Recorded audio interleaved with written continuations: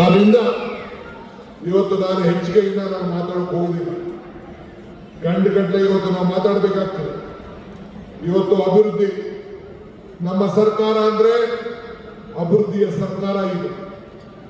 ಎಲ್ಲರ ಬದುಕಿನಲ್ಲಿ ಹೊಸ ಉತ್ಪನ್ನ, ಸರ್ವರಿಗೂ ಸಮಬಾಳು ಸಮಪಾಲು, ಸರ್ವರಿಗೂ ನೆಮ್ಮದಿ, ಸರ್ವರಿಗೂ ಅಭಿವೃದ್ಧಿ ಕೊಡುವಂತ ಇದೊಂದು ಸರ್ಕಾರ.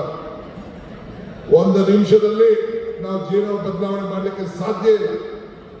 ಆದರೆ ನಮ್ಮ ನಿರ್ಧಾರಗಳನ್ನ ಒಂದು ನಿಮಿಷದಲ್ಲಿ ನಾವು ತೆಗೆದುಕೊಳ್ಳಿಕ್ಕೆ ಅವಕಾಶ ಇದೆ. ಆ ನಿಟ್ಟಿನಲ್ಲಿ ನಾವು ಕೆಲಸವನ್ನು ನಾವು ಮಾಡ್ಕೊಂಡು ಬರ್ತಾ ಇದ್ದೇವೆ. ಇವತ್ತು ಕೃಷ್ಣ ಬೈರೇಗೌಡರು 50,000ಕ್ಕೂ ಹೆಚ್ಚು ಕುಟುಂಬಗಳಿಗೆ ಇವತ್ತು ಈ ದಾಖಲೆಗಳನ್ನು ಸೃಷ್ಟಿ ಮಾಡಿ ಅವರ ಮುಖಂಡತ್ವದಲ್ಲಿ ವಿಜಯಪುರದಲ್ಲಿ 1,11,00,000 ಜನರಿಗೆ ಇವತ್ತು ನಾವೆಲ್ಲ ದಾಖಲೆಗಳನ್ನ ಕೊಡುವಂತ ಐತಿಹಾಸಿಕವಾದಂತಹ ಕಾರ್ಯಕ್ರಮ ಇವತ್ತು ನಾವು ರೂಪಿಸ್ತೇವೆ. ಹಂಗೆ ನಮ್ಮ ಹುಟ್ಟು ನಮ್ಮ ಕೈಲಿಲ್ಲ, ಆದರೆ ಗುರಿ ಮುಟ್ಟೋದು ಮಾತ್ರ ನಮ್ಮ ಕೈಯಲ್ಲಿದೆ. ಆ ಕೆಲಸ ಇವತ್ತು ನಮ್ಮ ಸರ್ಕಾರ ಇವತ್ತು ನಾವು ಮಾಡ್ಕೊಂಡು ಬರ್ತಾ ಇದ್ದೇವೆ. ಕೊಟ್ಟಂತ ಅನೇಕ 142 ಭರವಸೆಗಳನ್ನ ಈಗಾಗಲೇ ಜನರಿಗೆ ಮುಟ್ಟಿಸಿದ್ದೇವೆ. ಕೊಟ್ಟ ಮಾತನ್ನು ನಾವು ಉಳಿಸ್ಕೊಂಡಿದ್ದೇವೆ. ಮುಂದಕ್ಕೂ ಕೂಡ ಈ ಸರ್ಕಾರ ಮುಂದಕ್ಕೆ ಹೋಗ್ತದೆ. ಈ ರಾಜ್ಯದ ಜನತೆಯ ಕಲ್ಯಾಣವನ್ನು ನಾವು ಮಾಡ್ಕೊಂಡು ನಾವು ಬರ್ತಾ ಇದ್ದೇವೆ. ನಿಮ್ಮ ಆತ್ಮವಿಶ್ವಾಸ ಇರಲಿ. ಈಗಾಗಲೇ ಶಿವಲಿಂಗೇಗೌಡರು, ಮಂಜು ಮತ್ತು ನಮ್ಮ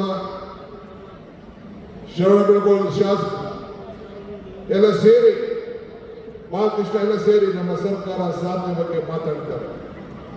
ಅವರೇ ಕೊಟ್ಟಂತ ಎಲ್ಲ ಸಹಕಾರಕ್ಕೆ ಸುರೇಶ್ ಇರ್ಬೋದು, ಎಲ್ಲರೂ ಕೂಡ ಈ ಸಂದರ್ಭದಲ್ಲಿ ಬಂದು ನಮ್ಮ ಬೆಂಬಲವಾಗಿ ನಿಂತ್ಕೊಂಡು ಈ ಸರ್ಕಾರಕ್ಕೆ ಆಶೀರ್ವಾದ ಮಾಡಲಿಕ್ಕೆ ಬಂದಿದ್ದಾರೆ. ಟೀಕೆಗಳು ಸಾಯ್ತವೆ, ನಮ್ಮ ಕೆಲಸಗಳು ಉಳಿತವೆ. ಇದರಲ್ಲಿ ನಾವೆಲ್ಲ ನಂಬಿಕೆಯನ್ನು ಇಟ್ಕೊಂಡು ಇರುವಂತ ಜನ. ಮುಂದಿನ ದಿನಗಳಲ್ಲಿ ಏನೇ ಸಮಸ್ಯೆ ಇದೆ, ಈ ಹಾಸನಕ್ಕೆ ಒಂದು ಹೊಸ ರೂಪವನ್ನು ಕೊಡಬೇಕು.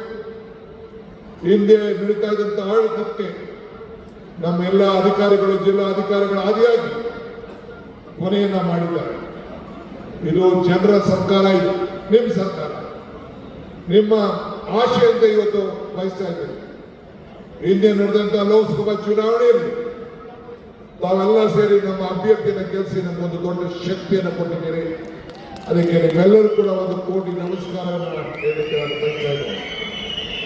ನಮ್ಮ ಅಭ್ಯರ್ಥಿ, ನಮ್ಮ ಸಂಸದ ಸದಸ್ಯ, ನಿಮ್ಮ ಗೌರವನ್ನ, ನಿಮ್ಮ ಸ್ವಾಭಿಮಾನಕ್ಕೆ ಯಾವತ್ತೂ ಕೂಡ ಧಕ್ಕೆ ತರುವಂತ ಒಬ್ಬ ಅಭ್ಯರ್ಥಿ ಸಂಸದ ಸದಸ್ಯ ಅಲ್ಲ.